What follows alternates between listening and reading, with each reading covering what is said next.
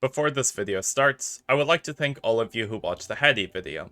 It gave me a lot of information about what my viewers enjoy, along with allowing me to see many things I need to clarify with in future videos. The amount of growth on the channel was unexpected too, so I am thankful for that, and with the community tab, I will attempt to provide more clarity with my thoughts about events for Dead by Daylight, as well as my progress on videos. So once again, thank you all for the support. Now, onto the video. I'm ready! I'm ready, I'm ready, I'm ready, I'm ready, I'm ready, I'm ready, I'm ready. Go SpongeBob! With the massive flood of comments from the last video, I felt it was important to explore a few goals with this series, and I will continue to speak about these goals in future videos. That way everyone who is new can catch up to speed. Now, many of you posted in the comments talking about how you always used stuff such as Residual Manifest and Overzealous, and I will admit, I am happy about that. Being able to see a not-so-common perk getting some love from the community is nice, and allows them to have time to shine, even if they could be replaced with something else. This, however, does not mean they do not belong in this series. Looking back at Residual, I began to see it used more often than before, when I was recording. However, this was not a massive flood. Instead, I saw the perk around once a day, if not at all. Compared to something like Sprint Burst, Dead Hard before the patch, Pain Res before the patch, and even Save the Best for last, it was just not as common as these perks. That is what I wish to explore in this series. What is the reasoning for these perks not to be seen as much as the perks I just mentioned, along with how they could be improved? Another comment many of you asked was about my rework concept for Inner Focus, claiming it was a Walmart shadow step, and you are right. The main reason for my rework was not to make it a better perk than any other. Instead, my goal was to keep the perk's core identity. Whenever I mention changes for perks and why no one uses, I look at perks with the idea, does the perk fulfill a job, and does it do it well? Looking at Residual again, it has a job as being a supportive perk for flashlight users, and it is mostly effective at this job. That does not mean it cannot get an adjustment or two, but Inner Focus in comparison struggles more. Many believe the perk was for flashlight users again, however, comparing Inner Focus to something like Empathy or Bond, which gives more clear information, it begins to struggle in fulfilling its job. Some were even puzzled about what Inner Focus was meant for, and I agreed with them. In the case where a perk needs a rework, I want to keep the perk's core identity, where I find a way to improve what the perk does, while maintaining what it does. Now, these comments were not all doom and gloom for me. In fact, they taught me a valuable lesson that I will apply to all my videos in the future, and that is to look at who uses these perks. It is clear that they will not be seen every time, however, how common would they be in a specific player's toolbox, such as a flashlight user, a Sabo user, or even an altruistic teammate? It is because of this that I will explain what players will be interested in the perks I talk about, and how effective it is at doing its job for them. Now that we have looked at the goals for this series, let us finally discuss Wraith's perks, starting with Bloodhound. Ooh, a piece of candy. Ooh, a piece of candy. Ooh, a piece of candy. Ooh, a piece of candy. Ooh, a piece of candy. Ooh, a piece of candy. Ooh, a piece of candy. There was a very specific reason that I decided to choose Wraith's perks compared to the other killers, and this had to do with time. Wraith's perks are some of the oldest in the game, and unlike Trapper and Hillbilly, who have perks that, for better or worse, have handled the age of time, Wraiths have sadly suffered instead. Bloodhound has a very simple effect, of increasing the intensity of pools of blood's color, along with making them last 4 seconds longer at max tier. It is a simple perk that, similar to all of Wraith's perks, revolves around tracking. Using the brighter blood in the old days of Dead by Daylight allowed many players to find and kill survivors who would hide while injured. However, this is no longer 2015 Dead by Daylight. It is 2023 now, and Bloodhound has fallen away. The first problem with the perk is not so much the perk's fault, but instead behavior getting smarter.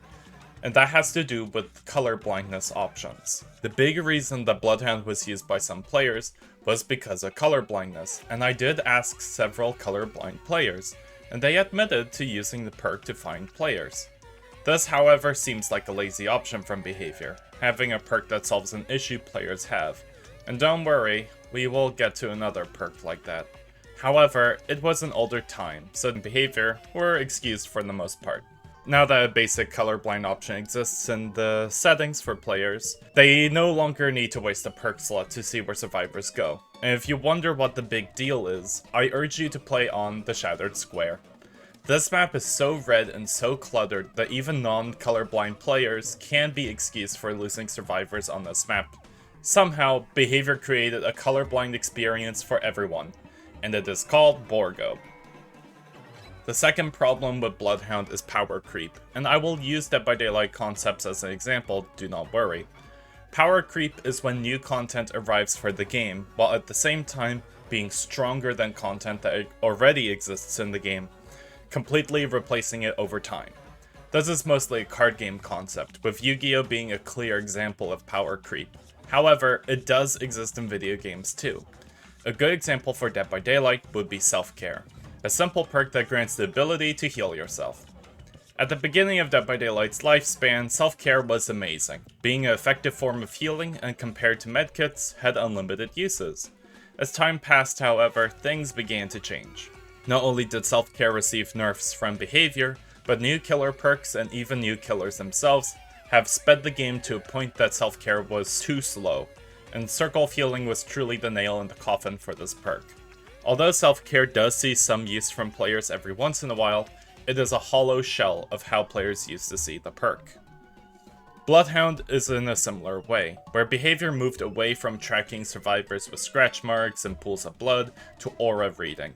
Every info perk to exist in the game has some form of aura read, and killer concepts that involve scratch marks or even pools of blood for the killer have been forgotten. The problem with Bloodhound is not to do with the perk, but instead the game itself, shifting in a direction that does not accommodate Bloodhound's current existence. There's one last problem with the perk, and that has to do with its accomplice in crime, Sloppy Butcher. These two perks were constantly tied together in the old days, mainly to allow Bloodhound to find blood more effectively, considering hemorrhage made survivors bleed more pools of blood. Perks that combo together can be nice, and in my opinion, they should be similar to a team. Pain Res and Deadman Switch, for example, work together to provide a powerful slowdown, and any Hex Totem with Undying allows it to have a second chance at getting value. Bloodhound and Sloppy, however, do not feel like a combo. Instead, you run Sloppy to correct Bloodhound's inconsistencies. So, how do we buff Bloodhound? In my opinion, the perk can keep its current effect. It's a unique perk that keeps an older age of Dead by Daylight, and pools of blood can sometimes be useful for tracking survivors. However, to say the perk should be left alone is a joke. I have two ideas on how to buff Bloodhound, and the first is to give the perk the hemorrhage status effect, whenever the survivor is injured by any means. Along with this, the pools of blood on the floor should be 30% larger, that way it is easier to find blood. Now, many of you may worry that giving hemorrhage to Bloodhound would step on Sloppy Butcher's toes. However, many players typically run Sloppy for the mangled effect, which slows down healing by 25%. Giving larger pools of blood, along with more blood from hemorrhage, would allow Bloodhound to become more consistent, along with giving him more killer diversity, since anyone would be able to trigger the hemorrhage effect with Bloodhound. The second buff option is something that I watched from Oddstarva's video, where he talked to Cope about bad perks and how they would change these perks. I recommend you consider watching this video, although you're old, it still holds up as being interesting to watch. Oddstarva made the recommendation that Bloodhound should give you the ability to see survivors' blood through walls, in a short distance of course, and I think this is a good idea, giving the perk an identity as a tracking and chase perk. Overall, Bloodhound is a cute tracking perk that is just interesting in concept, mainly because it shows how weird the DBD balance was back in 2015. I do believe the perk can get adjusted to have a more lethal tracking style, however, I think keeping its core identity of tracking blood is necessary, not only to keep a perk style that has faded from the game, but also to keep its uniqueness. Looking at Bloodhound, I am honestly pleased with how little was necessary to change the perk to be better at its job at tracking. Surely the next two perks won't be so hard. Wait a minute, who are you?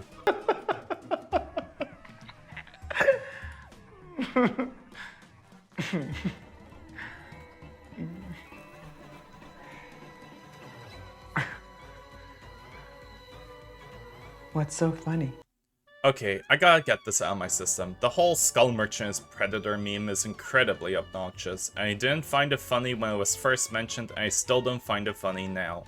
The killer may not be everyone's cup of tea, but that does not mean everyone should go complaining and believe something as stupid as Skull Merchant was Predator. This is like saying the twins was originally the twin sisters from The Shining. Sure, there's a slight similarity, but they are not the same. Alright, we were talking about the perk Predator, not this whole nonsense about licensing. Anyways, let's talk about what Predator, the perk, does. It changes the spawns of scratch marks to be in a much tighter cone. This is similar to how lightweight works, but instead of making the scratch marks more spread apart, instead they are closer, looking similar to a snail trail. I will admit that on paper, the idea of Predator is cute. Utilizing the scratch marks to form a trail is unique for a perk, and being able to follow it like the survivors leaving breadcrumbs is cool. The problem is that the scratch marks are still inconsistent, and they can be hidden by the foliage on the map. Since the scratch marks are tighter in the spread, this means they cannot spawn on the walls either, making it harder to find survivors. Meaning, this is a tracking perk that hinders tracking. The second problem with Predator is similar to Bloodhound, and that is power creep. The game's form of tracking has elevated in a way unlike any other, and Predator has been left in the dust.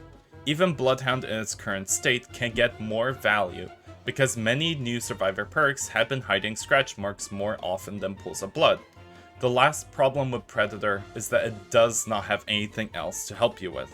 In comparison, look at many of the aura reading perks in the game. They give you vital information about someone healing, vaulting, maybe even sometimes in the chase that can help. Predator just exists, and even though it does what it's supposed to do, it struggles to provide any value. I have two buff options that I think would help the perk, but there's one thing I believe that Predator desperately needs, and that's an update to the scratch marks.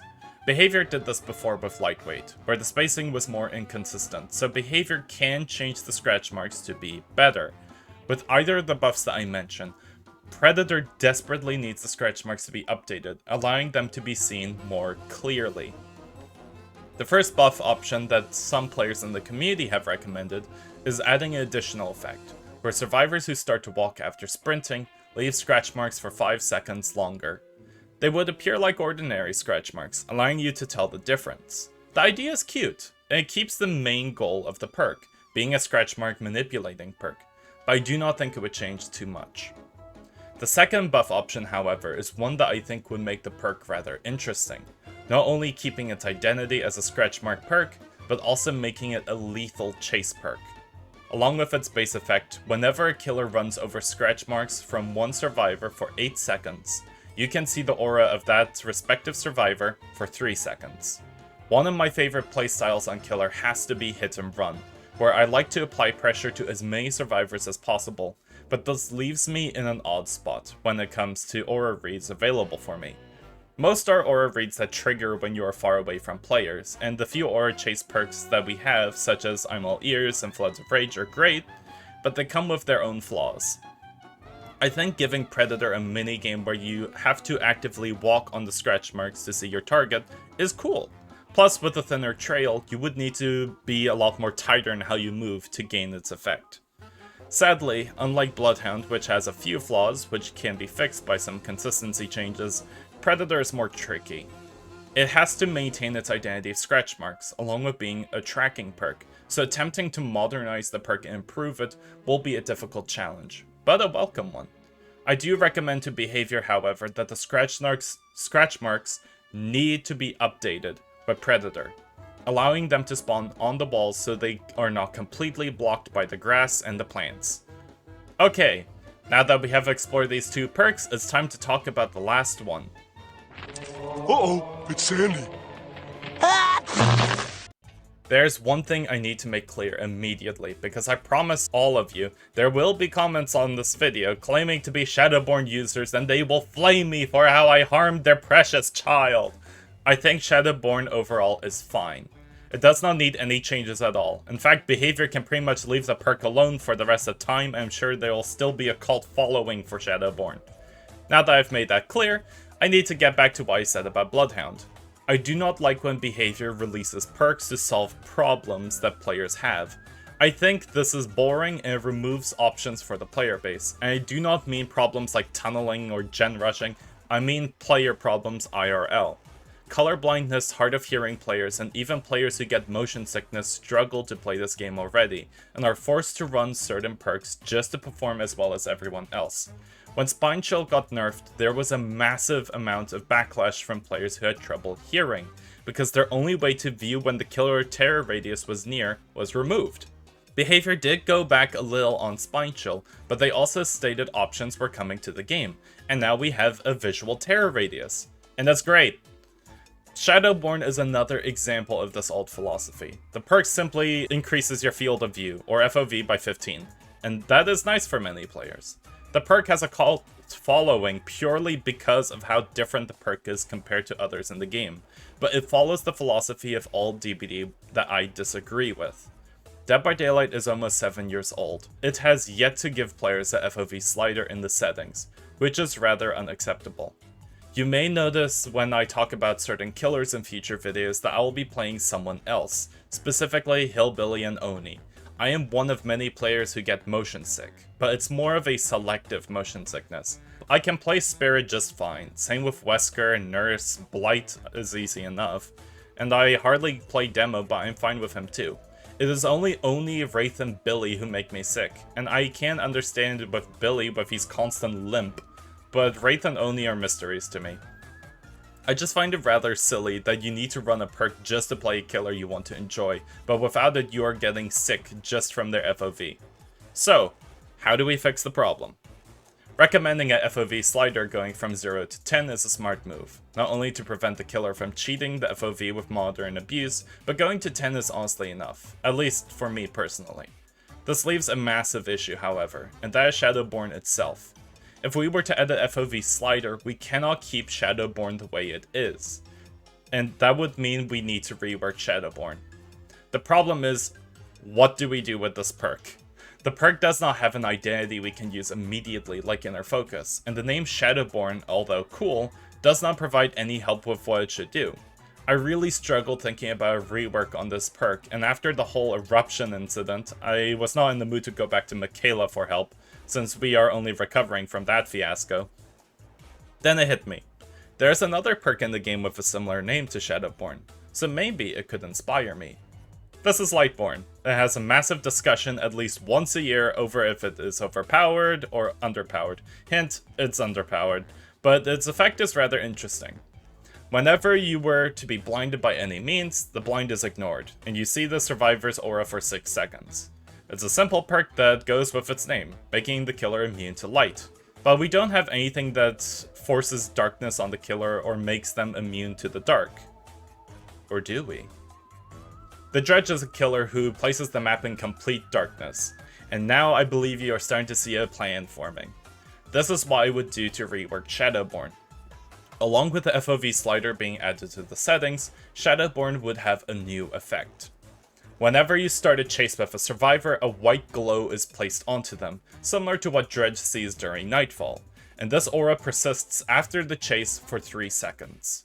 Whenever a survivor loses a health state by any means, they are inflicted with blindness for 50 seconds. I feel this matches the gameplay style of what Wraith is like in Chase, where he can move easily hidden, but his targets struggle to find their way out of the dark. I believe the white outline would not only be a stylistic win for the perk, but would genuinely help players who struggle to find survivors during the chase. Although I do not like perks that solve problems because it forces a perk choice for the player, I do think a perk that provides some help is still fine, as long as it is not the only choice. Oh my god! Oh jeez! Oh my god! Oh, This was probably the most challenging video for perks I've made so far. Not only were Wraith's perks from an older age, but most of them were designed to help players with impairments, with vision and motion sickness. Along with this, completely changing perks from the ground up like Shadowborn is tricky, since there was nothing to work with, but I am comfortable with my decisions made in the video. There are a lot smarter players out there who could redesign the perks to be more powerful or even meta, but I wanted to keep the perks' roots, and that is what I mostly did. All 3 are now better at tracking than they were before, along with giving necessary consistency patches. But I am curious to hear your thoughts on all of Wraith's perks. Do you think they need buffs, reworks, maybe even nerfs? Or maybe you're just crazy enough to think they are fine. See you all in the next video, and good luck in your games everyone. You will need it.